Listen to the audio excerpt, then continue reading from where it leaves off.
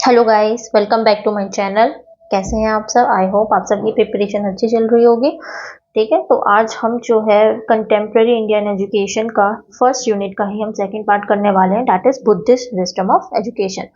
First part में हमने वैदिक एजुकेशन सिस्टम के बारे में पढ़ा था। आई नो थोड़ा वॉइस इशू होगा, वहाँ पे नॉइज डिस्टर्बेंस होगा, but it's my first video, so next video में मैं पूरी कोशिश करूंगी ध्यान रखें कि कोई नॉइज डिस्टर्बेंस आपका ना हो। इफ़ यू वांट पीडीएफ तो मैं पीडीएफ भी आप लोगों को शेयर कर दूंगी। ठीक है, तो थोड़ा ओवरव्यू ले लेते हैं फर्स्ट पार्ट का। वैदिक एजुकेशन सिस्टम जो कि हमारे 2500 बीसी से 500 बीसी तक चल रहा था, इसको हम ब्राह्मण एजुकेशन सिस्टम भी बोलते हैं, इसको हम हिंदू सिस्टम ऑफ एजुकेशन भी हम उसको बोलते हैं। ठीक है, उस टाइम पे टीचर्स को गुरु कहा जाता था, स्टूडेंट को शिष्य कहा जाता था।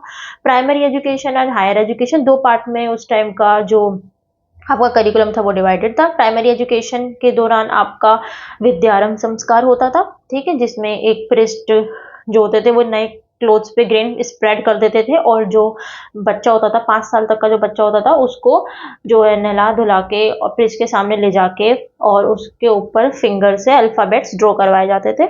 वहां से उसकी प्राइमरी एजुकेशन कमेंस हो जाती थी। ठीक है, फिर जब 8 to 12 ईयर्स की एज में हायर एजुकेशन में बच्चा एंट्री लेता था, गुरुकुल्स में एडमिशन होता था। उस टाइम पे उपनयन संस्कार आपका होता था।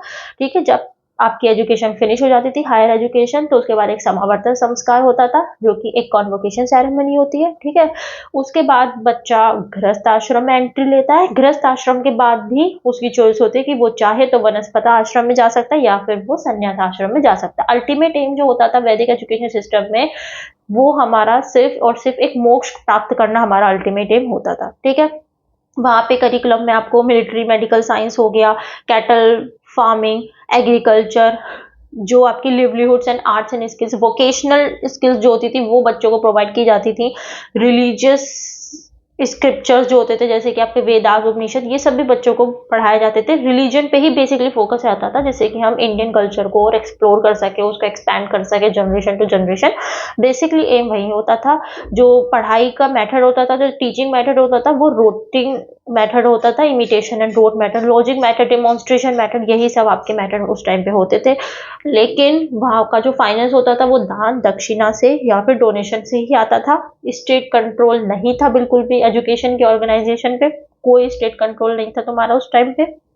ठीक है, और वुमेन एजुकेशन भी थी, राइट था, लेकिन सिर्फ जो किंग्स होते थे, जो एम्परर्स होते थे, जो बड़े बड़े राजा महाराजा थे, एफिलेंट सेक्शंस जो होते थे, सिर्फ उन्हीं की ही घर की बेटियां ही तुम्हारा एजुकेशन ले पाती थी वैदिक गुरुकुल्स में।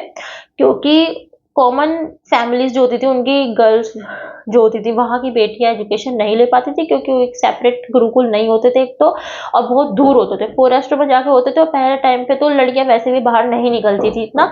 तो और मास एजुकेशन भी उस टाइम पे आपका नहीं था। लैंग्वेज आपकी संस्कृत थी, उस टाइम पे संस्कृत लैंग्वेज ही चलती थी। ठीक है, तो ये सब थोड़ा बहुत एक छोटा सा ओवरव्यू मैंने आपको वैदिक एजुकेशन के बारे में आपको दिया। ठीक है, उस टाइम पे क्षत्रियों को वॉरियर्स बनाने की कोशिश की जाती थी, ब्राह्मण को प्रिस्ट बनाने की कोशिश की जाती थी। जो वो नीची श्रेणी के होते थे जैसे कि वैश्यस हो गए, शूद्रास हो गए, उनको बिजनेस वर्किंग में लगाया जाता था, बिजनेस एक्टिविटीज उनको सिखाई जाती थी। तो जो जिस कास्ट का है और कास्ट के बेसिस पे जो उसका काम है ना, वही एक्टिविटीज, वही आर्ट्स, वही स्किल्स उस बच्चे को दी जाती थी। ठीक है ना, जो गुरु होते थे वो टोटली बच्चे का ध्यान रखते थे, उसका करेक्टर एंड मोरल डेवलपमेंट करने में। बच्चे भी गुरु का ध्यान रखते थे, सारा गुरुकुल अरेंजमेंट करने में, गुरु गृह क्लीन करने में, गुरु के बाथिंग का, उनके यज्ञ का, उनके वर्शिप का पूरा ओवरऑल अरेंजमेंट करने में, फूड वगैरह सब कुछ भिक्षा के थ्रू अरेंज करने में।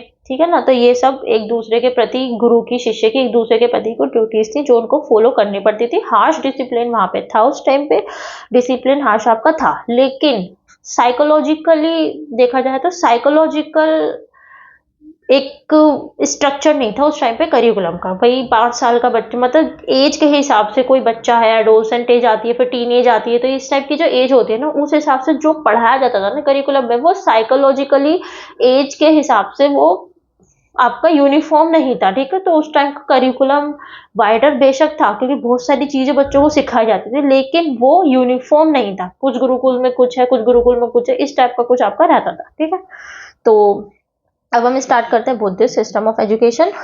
अगर आपको कोई भी दिक्कत है मेरे से तो आप मेरे को कमेंट सेक्शन में बता सकते हैं। कोई आपको अदर टॉपिक के बारे में कुछ जानना करना है तो आप मुझे वो भी बता सकते हैं, ठीक है। तो आज हम पढ़ते हैं बुद्धिस्ट सिस्टम ऑफ एजुकेशन, ठीक है। स्टार्ट करते हैं। तो बुद्धिस्ट पीरियड जो था ये आपका 500 बीसी से 1200 एडी तक आपका चला, यानी कि जब आपका वैदिक सिस्टम जो लेटर वैदिक पीरियड था वो आपका 500 बीसी तक ही रहा था, उसके बाद से आपका बुद्धिस्ट सिस्टम ऑफ एजुकेशन आ गया था। अब देखो इसके बारे में पढ़ते हैं क्या होता है। तो जो आपका ये बुद्धिस्ट सिस्टम ऑफ एजुकेशन है, देखो देखिए जो हमारा लेटर वैदिक पीरियड था उसमें जो आपका एजुकेशन सिस्टम था ना वो कास्ट बेस्ड हो गया था। मैंने आपको बताया था पहली वीडियो में कि जो ब्राह्मण्स थे उन्हीं को ही राइट था मेनली एजुकेशन गेन करने का, जो शूद्रास होते थे उनको तो बिल्कुल भी हक नहीं था। तो कास्ट के बेसिस पे बहुत ज्यादा भेदभाव होने लग गया था।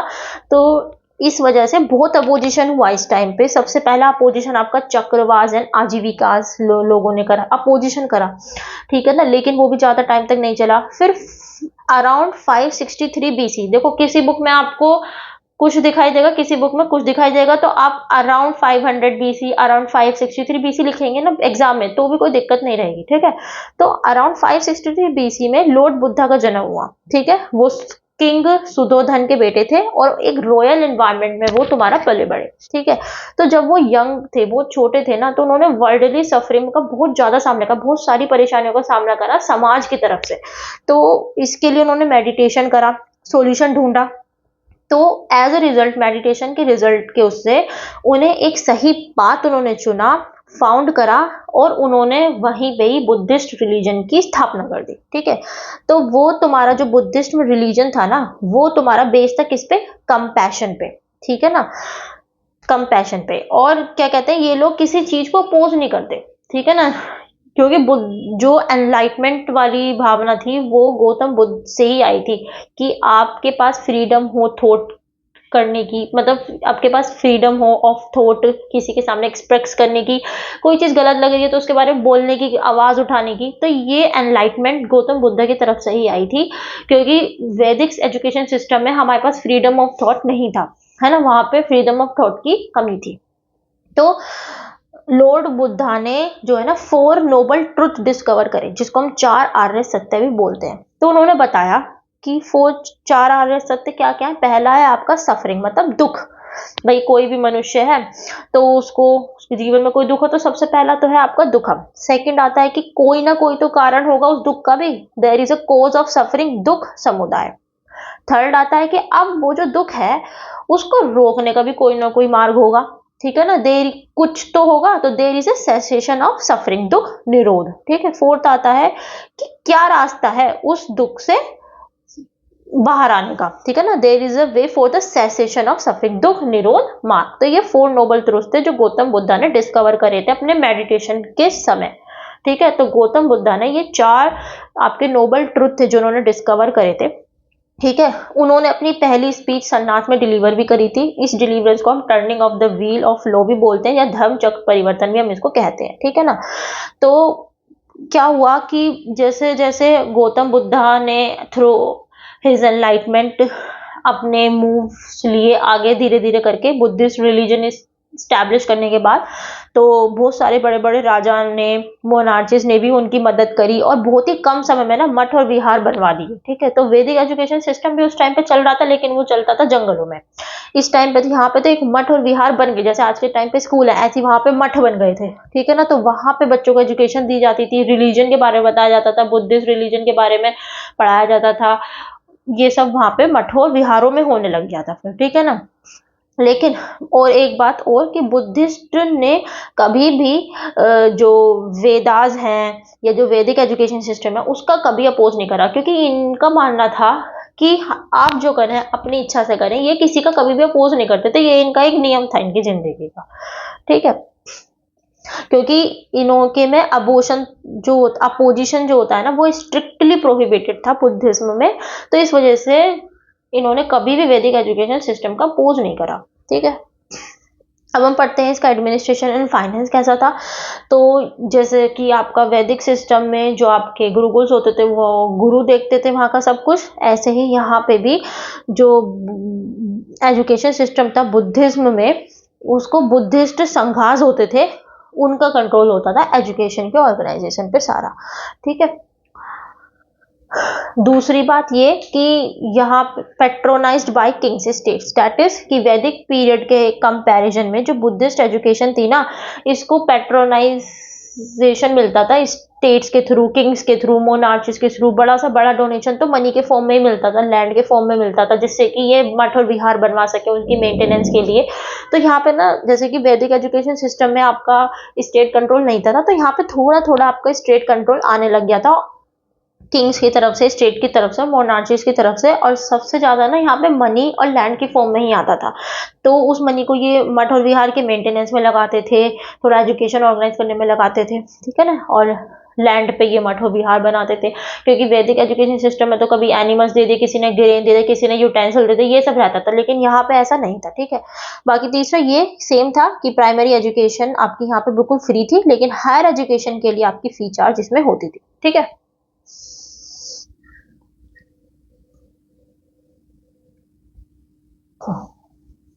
अब हम पढ़ते हैं यहाँ पे आपका स्ट्रक्चर ऑफ एजुकेशन। तो स्ट्रक्चर कैसा था यहाँ पे एजुकेशन 3 पार्ट्स में कैटेगराइज थी। जिस पहले में तो वैदिक एजुकेशन सिस्टम में प्राइमरी एंड हायर, यहाँ पे 3 थी, primary education, higher education and भिक्षु एजुकेशन। प्राइमरी एजुकेशन आपकी 6 ईयर से 12 ईयर्स तक के एज के बच्चों को दी जाती थी, ठीक है। हायर एजुकेशन जो होती थी, इसके लिए एंट्रेंस एग्जाम होता था आपका। और एक बात और, जो प्राइमरी एजुकेशन होती थी आपकी, इसके लिए भी एक संस्कार होता था आपका, उसका नाम था आपका ये पबजा संस्कार। स्पेलिंग में भी गलत हो सकती है, तो एक पबजा संस्कार होता था, पबजा संस्कार करके।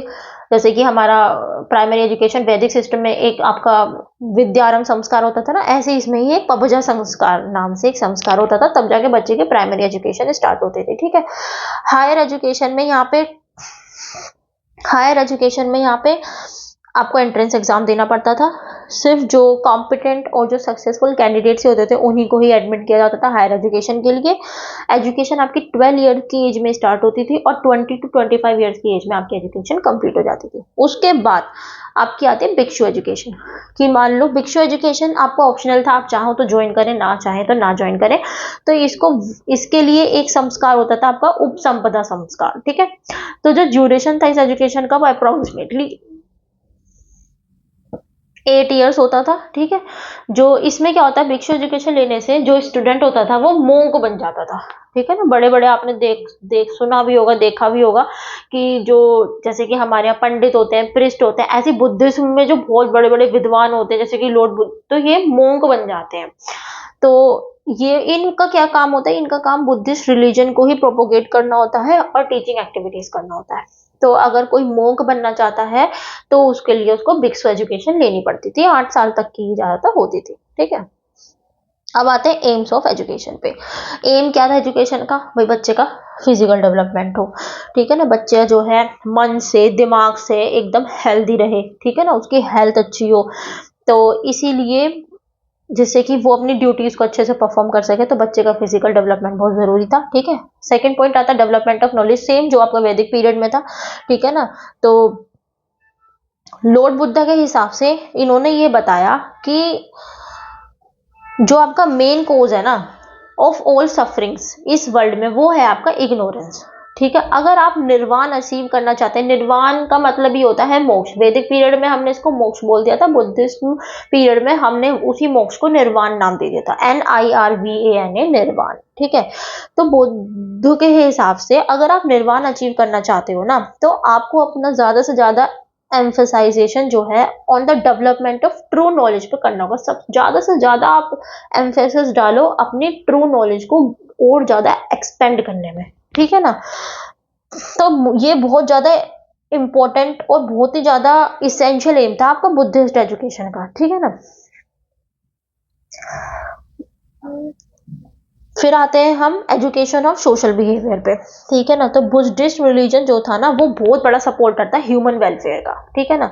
तो यही एक रीजन था, क्योंकि जो बुद्धिस्ट एजुकेशन है ये आपका टोटली कंपैशन एंड काइंडनेस पे बेस्ड था। ह्यूमन वेलफेयर का सबसे बड़ा सपोर्टर था ये ठीक है ना, क्योंकि बिना किसी कंपैशन के आप किसी की सफरिंग्स को नहीं समझ सकते, आप बिना किसी काइंडनेस के आप ह्यूमन बीइंग्स की फीलिंग्स को नहीं समझ सकते। ठीक है ना, तो ये हमारी एक दूसरे की रिस्पॉन्सिबिलिटी होती है कि हम एक दूसरे की सफरिंग्स को समझे, उनकी परेशानियों को समझे। तो इसीलिए यहाँ पे सोशल बिहेवियर की भी एजुकेशन दी जाती थी, क्योंकि मैं आपको बता रही हूँ ना, गौतम बुद्धा जो थे, जो अपने लॉर्ड बुद्धा थे, इन्होंने ही एनलाइटमेंट, इन्हीं के ही मतलब जो इन्होंने बुद्धिस्ट रिलीजन आपका इस्टेब्लिश करा था ना, तो एनलाइटमेंट वाली जो आपका कंसेप्ट है ना, ये यहीं से ही आया है। ठीक है ना, एनलाइटमेंट मतलब कि कुछ अलग सोचना, एक नई एक वो आइडियोलॉजी जो एकदम एक्सट्रीम लेवल पे पहुंच गई है, उसको अपोज करके एक नई आइडियोलॉजी स्टैब्लिश करना। ठीक है ना, जैसे कि लेटर वैदिक पीरियड में कास्ट सिस्टम पे एजुकेशन हो गई थी बहुत ज्यादा, तो उसका अपोज करके एक नई आइडियोलॉजी को प्रेजेंट करना, जो कि लॉर्ड बुद्धा ने करी। ठीक है ना, अपोज बहुत लोगों ने करा, जैसे कि मैंने आपको बताया चक्रवाज और राजीव विकास ने अपोज करा, लेकिन लॉर्ड बुद्धा ने अपोज नहीं करा, लेकिन उनको गलत लगा तो उन्होंने अपनी एक नई आइडियोलॉजी प्रस्तुत जरूर कर दी। ठीक है ना, ये बात थी। तो इसीलिए इन्होंने एजुकेशन ऑफ सोशल बिहेवियर भी इनका भी एक मेन एम था, जिससे कि बच्चों के अंदर कंपैशन और काइंडनेस जनरेट हो। ठीक है, फिर आता है preservation and development of human culture. ठीक है, मतलब यही बात है कि बुद्धिस्ट रिलीजन जो है सबसे ज्यादा जोर किस पे देता है, ह्यूमन कल्चर पे भी देता है। ठीक है ना, पहला रीजन तो एक ये भी हो सकता है क्योंकि अगर आप अदर रिलीजन, कल्चर और फिलोसफीज को पढ़ते हो मठ और विहार में, besides Buddhist religion and philosophy, मतलब कि इन्होंने क्या करा, अपना बुद्धिस्ट रिलीजन भी पढ़ाया, और जो अनदर कोई रिलीजन है, जैसे कि उस टाइम पे तो सिर्फ आपका एक हिंदू रिलीजन ही चलता था, तो उसके बारे में भी ये लोग पढ़ाते थे, कोई ऐसा भेदभाव नहीं था। ठीक है ना, फिर आते हैं करेक्टर फॉर्मेशन पे। वही वाली बात है कि बच्चों का करेक्टर बिल्डअप होना चाहिए। इसके लिए इनका कहना था, मठ और विहार में बच्चों के लिए 10 रूल होते थे, जिसको हम 10 सिख पदनी भी बोलते हैं। ये 10 रूल्स होते थे फॉर द करेक्टर डेवलपमेंट, 10 सिख पदनी। ठीक है ना, तो ये अगर बच्चे ने फॉलो कर लिए तो समझो कि वो सही मार्ग पे चल रहा है, उसकी उसके अंदर मोरल वैल्यूज आ रही है, उसका करेक्टर फॉर्मेशन बढ़िया चल रहा है। ठीक है, वोकेशनल डेवलपमेंट मतलब कि बच्चों को जो है इस तरीके की कुछ आर्ट्स एंड स्किल्स सिखाना, जिससे कि वो अपना लिवलीहुड चला सके, जैसे कि एग्रीकल्चर हो गया, है ना, कुछ आपका जो जैसे कि आपका वैदिक एजुकेशन में सिखाया जाता था, आर्ट्स एंड स्किल्स जो बहुत ज़्यादा नेसेसरी होती हैं जीने के लिए। ठीक है ना, वर्ल्ड सफरिंग से ओवरकम करने के लिए, तो ये सब यहाँ पे सिखाए जाते थे। एग्रीकल्चर हो गया, कैटल रेयरिंग हो गया, arts and skills, technical based skills जो होती थी वो सिखाई जाती थी। एजुकेशन ऑफ बुद्धिस्ट रिलीजन की एजुकेशन भी यहाँ पे दी जाती थी। भाई सही बात है, भाई वैदिक एजुकेशन सिस्टम में इन्होंने वेदास की रिलीजन को एक्सपेंड करने के लिए इन्होंने अपने धर्म के बारे में पढ़ाया। जब बुद्धिस्ट रिलीजन आया तो इन्होंने अपने धर्म के बारे में पढ़ाया। तो जो जो भी आ रहा है ना, वो सब अपने अपने धर्म को ही एक्सपेंड करने में लग रहे हैं। बस इनका ये था कि इनका एक एक एम इनका ह्यूमन वेलफेयर भी रहा था।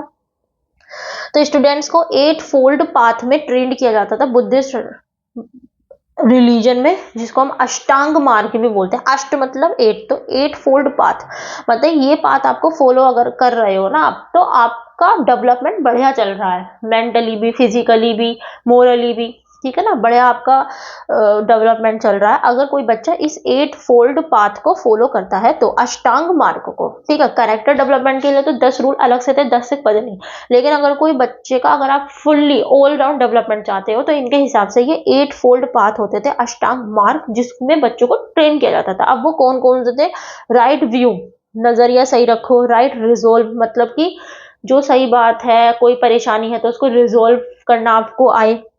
ऑक्यूपेशन अच्छी हो, स्पीच अच्छी दो, बिहेवियर आपका अच्छा हो, एफर्ट अच्छे लगाओ, कंटेम्पलेशन एंड मेडिटेशन अच्छा करो, टू अचीव साल्वेशन मतलब मोक्ष, मतलब के निर्वाण। ठीक है, अब आते हैं करिकुलम पे एजुकेशन के। तो प्राइमरी एजुकेशन का करिकुलम अगर देखते हैं तो 6 इयर्स का ये होता था आपका। इसमें 49 अल्फाबेट्स, पाली लैंग्वेज होती थी। बुद्धिस्ट रिलीजन में पाली और प्राकृत लैंग्वेज पढ़ाई जाती थी, संस्कृत भी चलती थी यहाँ पे, और वैदिक रिलीजन में आपका सिर्फ संस्कृत लैंग्वेज ही पढ़ाई जाती थी।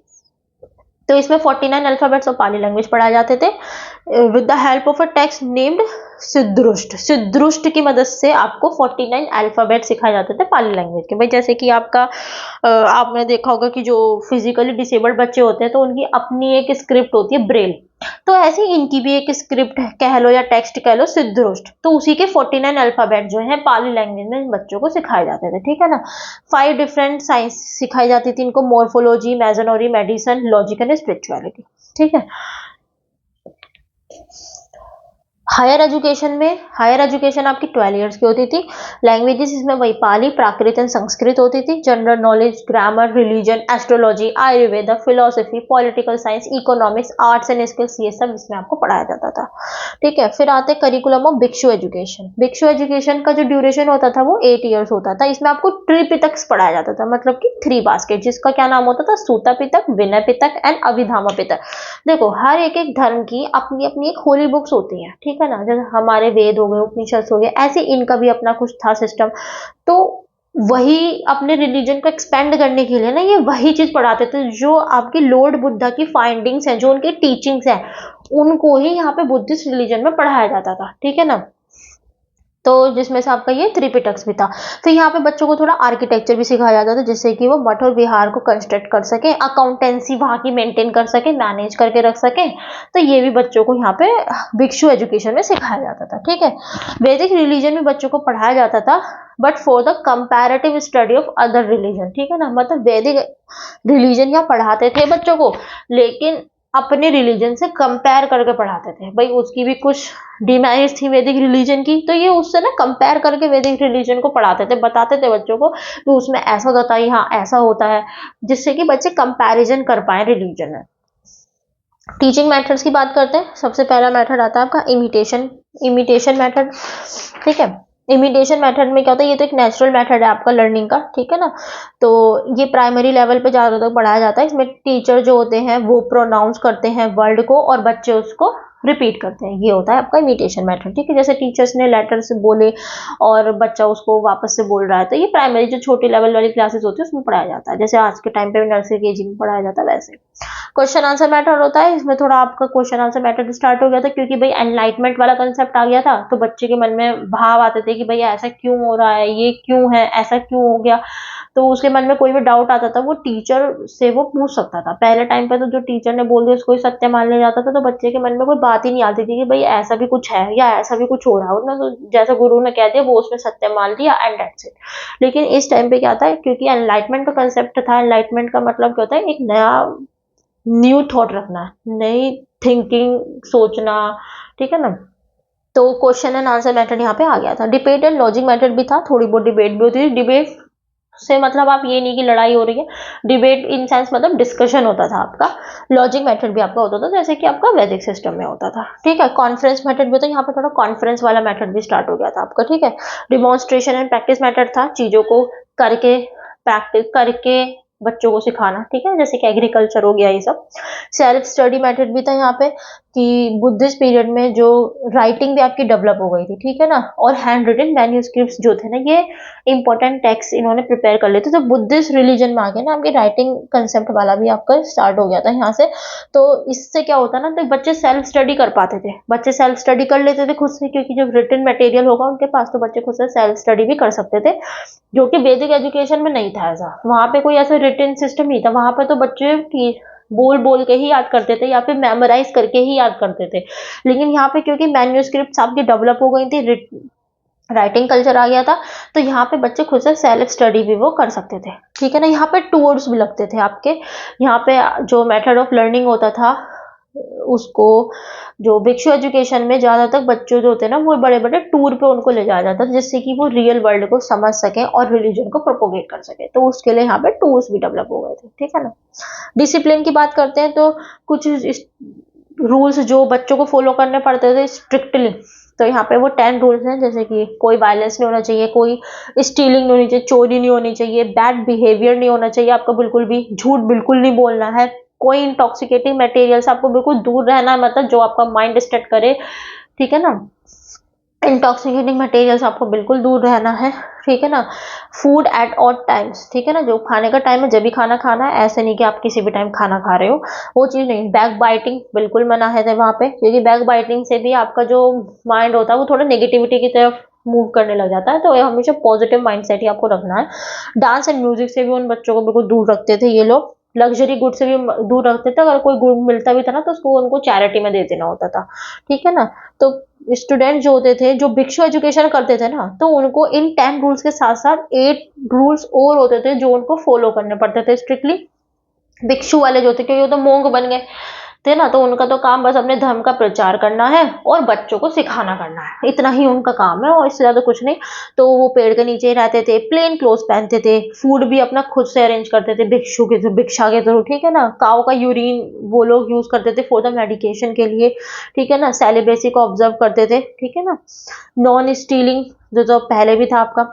Observe non violence and non Clement of divine power, मतलब कि क्या करते थे कि जो आपकी डिवाइन पावर है उसको समझना, ठीक है ना, उसको अपने अंदर उतारना एक तरीके से, ठीक है ना। तो उस पर आप कोई क्लेम नहीं कर सकते, ठीक है ना। ये सब, अगर कोई इनडिसिप्लिन या कोई मिसबिहेवियर हो भी जाता था तो वहां पे उनको पनिशमेंट दिया जाता था। स्टूडेंट जो होते थे वो भिक्षुस के द्वारा पनिश किए जाते थे, भिक्षुस को बुद्धिस्ट संघ जो होते थे वो पनिश करते थे। तो कॉर्पोरल पनिशमेंट तो यहाँ पे नहीं था, मतलब कि फिजिकल पनिशमेंट जो होता था मार पिटाई वाला, वो तो नहीं था उस टाइम पे। स्टूडेंट्स को जो है ना मठ विहार से बाहर ही निकाल दिया जाता था उस टाइम पे, इतना यहाँ पे पनिशमेंट आपको दी जाती थी, ठीक है। टीचर स्टूडेंट रिलेशनशिप की बात करते हैं तो टीचर्स की क्या रिस्पॉन्सिबिलिटी थी टुवार्ड्स स्टूडेंट्स, कि बच्चे का रहना, लॉजिंग एंड बोर्डिंग उनका अरेंज करना था, जैसे कि आपका वैदिक पीरियड में था। हेल्थ स्टूडेंट्स की देखना उनका काम था, और अगर बीमार हो जाते हैं तो ट्रीटमेंट भी उन्हीं के हाथ में था, ठीक है। नॉलेज प्रोवाइड करते थे वो लोग बच्चों को पाली लैंग्वेज में, बुद्धिस्ट रिलीजन में, ठीक है ना। बच्चों को एजुकेट करते थे कि क्या सही है और क्या सही नहीं है, ठीक है ना। हमें उनके एक्टिविटीज पे हमेशा वो लोग नजर रखते थे, ठीक है ना, उन जिससे कि उन बच्चों का एक अच्छा करेक्टर डेवलप हो सके, उनके अंदर मोरल वैल्यूज आ सके, एक काइंडनेस एंड कंपैशन उनके अंदर आ सके, ठीक है ना। To show them the path of salvation, ठीक है ना। निर्वाण अगर आप अटेन करना चाहते हो तो आप कैसे करोगे, ठीक है ना, उसके अंदर आपके अंदर क्या वैल्यूज होनी चाहिए, ठीक है ना। अगर आप मोक्ष को अटेंड करना चाहते हो तो वो सब का भी वे लोग ध्यान रखते थे। स्पेशलाइज नॉलेज भी प्रोवाइड करते थे वो उनकी एबिलिटी और एप्टीट्यूड के, भाई हर एक बच्चे में अपनी अपनी क्वालिटी होती है, तो हर एक बच्चे की क्वालिटी के अकॉर्डिंग ना वो उनको एक स्पेशलाइज नॉलेज भी वो प्रोवाइड करते थे, ठीक है ना। स्टूडेंट्स की क्या ड्यूटीज थी टुवर्ड्स टीचर, वही सुबह जल्दी उठना होता था, सारे अरेंजमेंट बच्चों को करने पड़ते थे, टीथ क्लीनिंग के, बाथिंग के, अपने टीचर्स के लिए, ठीक है। टीचर्स की मदद करते थे मठ और विहार ऑर्गेनाइज करने में और बहुत सारे टास्क परफॉर्म करने में। टीचर्स को सर्व करते थे वो इन एवरी पॉसिबल वे, हर बात में लोग मानते थे टीचर की, गुरु की, ठीक है ना। अच्छा, यहाँ पे टीचर को उपाध्याय बोला जाता था, ठीक है, और स्टूडेंट को बोला जाता था श्रमान, ठीक है, श्रमान। जैसे कि आपका वैदिक सिस्टम में टीचर को गुरु बोलते थे और स्टूडेंट को शिष्य, ऐसे यहाँ पे टीचर को उपाध्याय बोलते हैं, ठीक है, और स्टूडेंट को हम बोलते हैं यहाँ पे श्रमण, ठीक है। तो to company teacher to back out, यहाँ पे जैसे कि यहाँ पे भी देखो जो बुद्धा थे उनका भी मांगना था कि अगर भिक्षा आदमी मांगता है ना तो वो जमीन पे रहेगा, कभी उड़ेगा नहीं आसमान में, ठीक है ना। तो यहाँ पे गौतम बुद्ध तो खुद भिक्षा मांगते थे, आप लोगों को इतना तो पता भी होगा।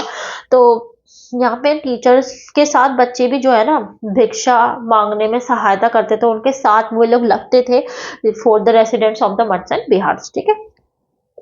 मेरिट्स क्या थी बुद्धिस्ट सिस्टम ऑफ एजुकेशन की, कि एक तो भाई सेंट्रल एडमिनिस्ट्रेशन था, मैंने आपको बताया कि यहाँ पे थोड़ा स्टेट कंट्रोल आ गया था आपका, ठीक है ना। और ज्यादा से ज्यादा आपका डोनेशन यहाँ पे मनी में, लैंड की फॉर्म में होता था, थोड़ा state control Kings and emperors की तरफ से यहाँ पे एक सेंट्रल कंट्रोल या स्टेट कंट्रोल आपका यहाँ पे आ गया था। एजुकेशन कंट्रोल में तो थी, जो संघ थे, जो आपके ये बुद्धिस्ट संघास थे, इन्हीं के कंट्रोल में थी एजुकेशन, ठीक है ना। लेकिन सुनो, sorry, I am very sorry, state control में ये नहीं थी, स्टेट कंट्रोल से तो ये फ्री थी, ठीक है ना। एजुकेशन सिस्टम बुद्धिस्ट संघ के द्वारा ही आपकी देखी जाती थी, कंट्रोल की जाती थी, स्टेट कंट्रोल से तो ये अब भी फ्री थी, जैसे कि वैदिक एजुकेशन फ्री थी आपकी स्टेट कंट्रोल से, ऐसे ही ये भी फ्री थी।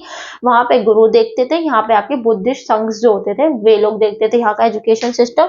लेकिन कहीं कहीं पे ना सेंट्रल कंट्रोल स्टार्ट हो गया था आपका, कहीं कहीं पे। आज के टाइम पे तो आपका एजुकेशन स्टेट के कंट्रोल में ही रहता है, हर स्टेट का अपना अपना, ठीक है ना, हर एक स्टेट का अपना अपना बोर्ड होता है स्कूल्स का। लेकिन जैसे कि लेकिन कुछ बोर्ड ऐसे भी होते हैं जो सेंट्रल लेवल के होते हैं और स्टेट में भी चलते हैं वे लोग, ठीक है ना। जैसे कि महाराष्ट्र है, महाराष्ट्र के स्कूल्स का अपना एक महाराष्ट्रन बोर्ड भी होता है, यूपी बोर्ड भी होता है। तो ऐसे, लेकिन ऐसा तो है नहीं कि यूपी में सिर्फ एक यूपी बोर्ड ही स्कूल है भाई, और भी बोर्ड के स्कूल है, सीबीएसई भी है, सेंट्रल बोर्ड भी है। तो वही चीज है कि स्टेट कंट्रोल नहीं था यहाँ पे भी, लेकिन सेंट्रल कंट्रोल कहीं ना कहीं आना स्टार्ट हो गया था यहाँ पे, ठीक है। प्राइमरी एजुकेशन यहाँ पे फ्री थी, लेकिन हायर एजुकेशन फ्री नहीं थी यहाँ पे। ऑर्गेनाइजेशन था of the different types of education to all levels. सीधी सी बात है, यहाँ पे भी एजुकेशन आपकी कैटेगराइज थी लेवल्स में, ठीक है ना। प्राइमरी अलग, हायर अलग, उससे अपर लेवल भिक्षु एजुकेशन अलग, तो एक अलग अलग लेवल में कैटेगराइज थी, जो कि आज के टाइम पे भी है, ठीक है ना। इक्वल अपॉर्चुनिटी थी एजुकेशन की सबको, यहाँ पे भी आपकी जो है इक्वल अपॉर्चुनिटी मिलती थी, ठीक है। मतलब मैन हो चाहे वुमन हो, कोई भी आपका एजुकेशन ले सकता है, कोई ऐसा भेदभाव नहीं था जैसे कि आपका वैदिक एजुकेशन में था। ब्रॉड एम थे एंड आइडल्स ऑफ एजुकेशन, मतलब कि जो एम्स थे इनके एजुकेशन के वो बहुत ब्रॉड थे भाई, बहुत चीजें पे इन्होंने फोकस करना चाहा था भाई। बच्चे का कैरेक्टर डेवलपमेंट है, उसका मोरल डेवलपमेंट है, फिजिकल डेवलपमेंट है, डेवलपमेंट ऑफ नॉलेज है, तो एक एम इनका काफी ब्रॉड लेके ये लोग चल रहे थे, ठीक है। करिकुलम भी बहुत अच्छा था इनका, करिकुलम भी ब्रॉड था इनका, बहुत सारी चीजें इन्होंने बच्चों को सिखाई, चाहे वो लिवलीहुड अर्न करने के लिए वोकेशनल स्किल्स हो, फिर चाहे वो आपका रिलीजन बेस्ड कुछ हो, चाहे निर्वाण अटेंड करने के लिए स्पिरिचुअल डेवलपमेंट हो, तो उन सब पे इन्होंने ध्यान दिया था। Folk language to be the medium of education, जो ये पाली एंड प्राकृत लैंग्वेज होती है, फोक लैंग्वेजेस होती हैं, तो ये as a medium of education था इस टाइम पे, ठीक है ना। डिसिप्लिन लाइफ थी, टीचर्स की भी स्टूडेंट की सबके अपने अपने नियम थे फॉलो करने के लिए। Organisation of arts crafts and skills and vocational education, ये वही आ जाता है आपका कैटल रियरिंग, फार्मिंग, एग्रीकल्चर, ये सब यहाँ पे बच्चों को स्किल्स दी जाती थी उनकी एबिलिटी के अकॉर्डिंग। कुछ स्पेशल स्किल्स भी दी जाती थी जो कि स्पेशलाइजेशन में आता था। ह्यूमैनिटेरियन एक्सपेक्ट्स पे भी एम्फेसिस किया जाता था, मतलब कि ह्यूमन वेलफेयर पे, कि बच्चे के अंदर kindness, compassion, moral values develop हो, जिससे कि वो दूसरे की सफरिंग्स को समझ पाए, ठीक है ना, ह्यूमन वेलफेयर पे काम कर पाए, है ना। मोरल एजुकेशन दी जाती थी इसलिए यहाँ पे बच्चों को, ठीक है। फिर हम पढ़ते हैं इसकी डिमेरिट्स। डिमेरिट्स में क्या, कोई फिक्स सोर्स ऑफ इनकम नहीं था यहाँ पे। क्यों नहीं था भाई कोई fix source of income? Fix source of income क्यों नहीं था यहाँ पे? फिक्स सोर्स ऑफ इनकम आपका इसीलिए नहीं था यहाँ पे क्योंकि एक तो यहाँ पे ना, देखो, फिक्स सोर्स ऑफ इनकम क्यों नहीं था, जैसे कि मैंने आपको बताया कि यहाँ का एजुकेशन सिस्टम जो होता था, जो बुद्धिस्ट संघ होते थे वो देखते थे, उनका ही कंट्रोल था। स्टेट पे तो ये अब भी नहीं था, लेकिन सेंट्रल लेवल पे कहीं ना कहीं स्टार्ट हो गया था। अच्छा, यहाँ पे जो आपका जो भी कोई मनी या फिर जो भी कुछ लैंड आपको यहाँ मिलता था ना, तो वो उसकी जो वो दे रहा है ना, जैसे स्टेट दे रहा है या सेंट्रल दे रहा है, तो वो मर्सी के बिहाफ पे देता था इन लोगों को, मतलब कि इन पे दया करके दे दिया, तो जितना वो चाहा उसने उसने दे दिया था। ऐसा कोई फिक्स्ड नहीं था कि हर महीने सैलरी के तौर पे आ रहा है, ऐसा कुछ भी नहीं था भाई। वो तो उनकी इच्छा थी कि वो लोग दे रहे हैं, बस इतना था कि एक सेंट्रल कंट्रोल यहाँ पे स्टार्ट हो गया था, लेकिन वो भी एक मर्सी के तौर पे वो लोग यहाँ पे जितना उनसे होता था उतना वो देते थे, कोई एक फिक्स्ड नहीं था तुम्हारा यहाँ पे, ठीक है। एंड साइकोलॉजिकल ऑर्गेनाइजेशन था एजुकेशन का, जैसे कि आपका वैदिक एजुकेशन सिस्टम के बारे में मैंने आपको बताया था कि वहां पे तो सिर्फ 2 ही लेवल्स थे आपके एजुकेशन के, और एज के अकॉर्डिंग, चाहे आपकी चाइल्डहुड एज हो चाहे एडोलसेंट एज हो, ठीक है ना, चाहे एज के अकॉर्डिंग वहाँ पे जो करिकुलम था, जो सब्जेक्ट बच्चों को पढ़ाए जाते थे ना, वो साइकोलॉजिकली स्ट्रक्चर्ड आपके नहीं थे। तो सेम चीज यहाँ पे भी थी आपकी, ठीक है ना। तो साइकोलॉजिकली ये 6 ईयर्स की एज में प्राइमरी एजुकेशन स्टार्ट करते हैं, फिर इमीडिएटली 8 साल के बाद हायर एजुकेशन दे देते हैं बच्चों को। तो आप समझ सकते हो ना कि ये तो बहुत ही ज्यादा, मतलब वो आज की अगर आप एजुकेशन से कंपेयर करें तो आप पता चलेगा कि भाई प्री प्राइमरी होती है तो धीरे धीरे करके लेवल बढ़ाया जाता है, लेकिन यहाँ पे लेवल एकदम ही बढ़ जाता है, ठीक है ना। इतना छोटा बच्चा हायर एजुकेशन पढ़ पा रहा है तो ये बहुत डिफिकल्ट हो जाता है। तो साइकोलॉजिकली स्ट्रक्चर्ड नहीं था ये। Lack of balance in the aims and the ideals of education, balance नहीं था बिल्कुल भी भाई। जो ये एम एजुकेशन का लेकर चल रहे थे ना, तो एक बैलेंस नहीं था यहाँ पे प्रॉपर भाई। कुछ स्कूलों में ही फॉलो किया जा रहा, सब में नहीं फॉलो किया जा रहा था, तो एक बैलेंस नहीं था यहाँ पे बिल्कुल भी, ठीक है ना। लेकिन और क्या था यहाँ पे कि जो ये बोल रहे थे कि हमारा एम एजुकेशन का ये है कि हम बच्चे का फिजिकल डेवलपमेंट करेंगे, नॉलेज डेवलपमेंट करेंगे, ये सब कहने की बातें थी। ज़्यादा से ज़्यादा यहाँ पे फोकस जो किया जा रहा था वो आपके रिलीजन पे ही किया जा रहा था, कि ज़्यादा से ज़्यादा ये अपने धर्म का ही प्रचार करते थे, धर्म के बारे में बच्चों को बताते थे, ठीक है ना। तो वो बैलेंस नहीं था इनका, ठीक है। Neglect of child centre teaching method, child centre teaching methods बिल्कुल भी नहीं थे यहाँ पे, ठीक है ना। जो भिक्षुज होते थे वही टीचिंग एक्टिविटीज करते थे ज़्यादा से ज़्यादा यहाँ पे। डिमॉन्स्ट्रेशन और बहुत सारे मेथड्स थे जो वो हाई लेवल में यूज करते थे, जिससे कि बच्चों के कंसेप्ट क्लियर हो सके। लेकिन वो चाइल्ड सेंटर टीचिंग मेथड जो होते थे ना, वो उसको इन्होंने यहाँ पे कंप्लीटली इग्नोर कर दिया। जैसे कि स्टोरी टेलिंग हो गया, ड्रामा हो गया, जैसे कि आपका वैदिक पीरियड में स्टोरी टेलिंग मेथड था, ठीक है। तो वो चीज यहाँ पे नहीं थी, चाइल्ड सेंटर टीचिंग मेथड यहाँ पे बिल्कुल भी नहीं थे, ठीक है ना। ये सिंपली आपका जो है रोट लर्निंग पे ही फोकस करते थे, कि बस रट्टा मार लो, रट लो, बात खत्म, ठीक है ना। मतलब कंसेप्ट क्लैरिफिकेशन मेथड जो होते हैं, आपका स्टोरी टेलिंग हो गया, ड्रामा हो गया, तो इस पे ये फोकस नहीं करते थे, ठीक है ना। डिसिप्लिन बहुत ज़्यादा स्ट्रिक्ट था, वही बताया आपको, क्योंकि पबजा संस्कार के थ्रू एडमिशन होने के बाद बच्चों को बहुत सारे रूल्स फॉलो करने पड़ते थे यहाँ पे, बहुत ही ज़्यादा, मतलब बहुत ही ज़्यादा स्ट्रिक्टनेस थी यहाँ पे, ठीक है ना। फिर आता आपका हार्ड लाइफ थी एजुकेशनल इंस्टीट्यूशंस की, वो तो थी भाई, वह ऐसा तो देखो वैदिक पीरियड में भी थी, वहाँ का भी डिसिप्लिन बहुत ज़्यादा हार्ड था, ठीक है ना। तो लेकिन वो चीज़ यहाँ की यहाँ पे भी थी, ठीक है ना। इनको भी बहुत सारी चीज़ों का, मतलब भाई आपने पीछे पढ़ा भाई 10 सिख पत्नी हो गए, त्रिपिटक हो गए, 10 रूल्स अदर्स हो गए, भिक्षा एजुकेशन में तो बहुत ज़्यादा नियम थे, ठीक है ना। मिलिट्री एजुकेशन भी यहाँ पे नहीं दी जाती थी, क्योंकि भाई ये लोग तो ह्यूमन वेलफेयर के सपोर्टर थे सबसे पहली बात तो, और मिलिट्री एजुकेशन भी दी जाती थी क्योंकि एक ना ये नॉन वायलेंस के भी सपोर्टर थे, ठीक है ना, नॉन वायलेंस के भी ये सपोर्टर थे।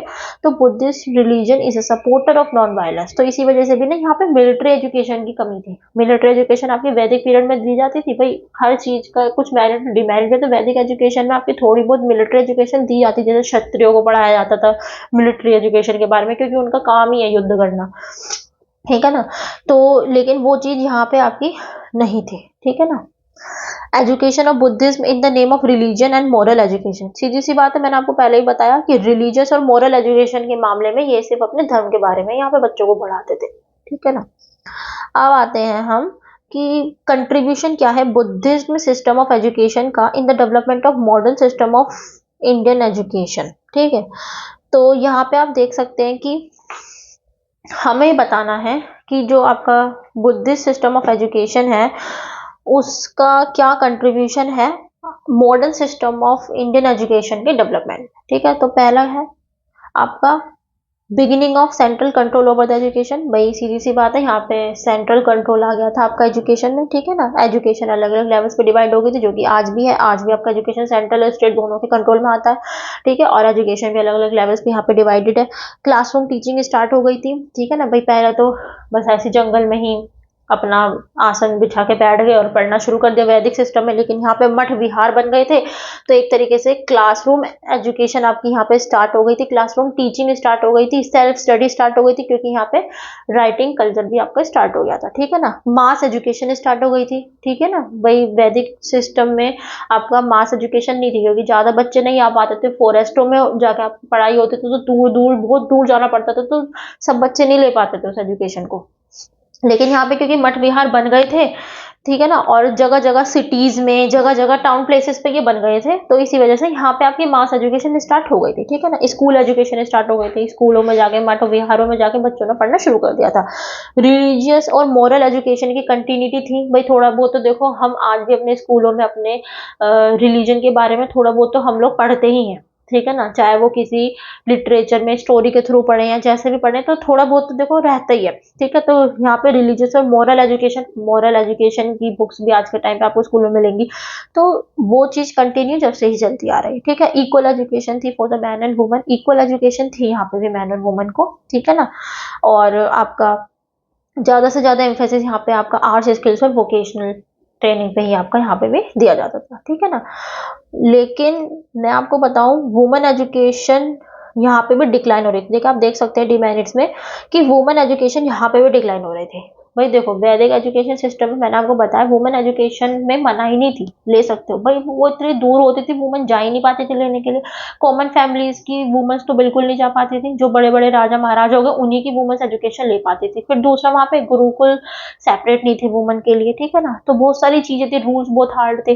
तो ऐसे ही यहाँ पे था कि बुद्धिज्म एजुकेशन में भी वुमेन एजुकेशन लेना मना ही नहीं था, ले सकती है, लेकिन यहाँ पे भी ना उनके लिए कोई एक प्रोसीजर बना नहीं रखा था इन्होंने वुमेन एजुकेशन को लेके, इतना कुछ ऐसा खास फोकस नहीं कर रखा था इन्होंने। एक दो ही वुमेन्स आती थी और कोई ऐसा प्रॉपर प्रोसीजर जो होता है एक वुमेन एजुकेशन देने के लिए, जो भी कुछ है सेपरेट क्लासरूम्स होते हैं, ऐसा कुछ भी नहीं था यहाँ पे भी।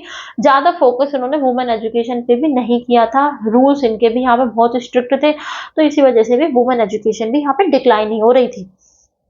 ये पॉजिटिव पॉइंट है कि वुमेन एजुकेशन थी, राइट था उनको, लेकिन भाई आते ही नहीं थे कोई लेना, तो इसी वजह से ऐसा नहीं था, ठीक है। अब हम पढ़ते हैं डिफरेंस बिटवीन द वैदिक एंड बुद्धिस्ट एजुकेशन सिस्टम। तो देखो आपको पता है कि वैदिक एजुकेशन गुरुकुल में होती थी, बुद्धिस्ट एजुकेशन आपके मठ एंड बिहार में होती थी, ठीक है। जो टीचर होते थे वहाँ पे गुरु होते थे जो आपको सब कुछ पढ़ाते थे वो, और बुद्धिस्ट एजुकेशन में आपका ये मॉन्क होते थे, ठीक है, या बुद्धिस्ट सम्स क्या आप कह सकते हो।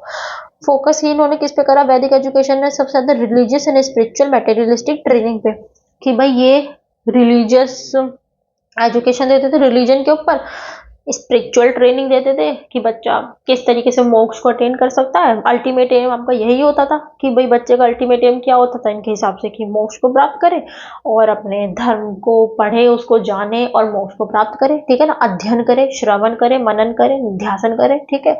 बुद्धिज्म का क्या था, इनका एक मेन एम था ह्यूमन वेलफेयर, ठीक है ना।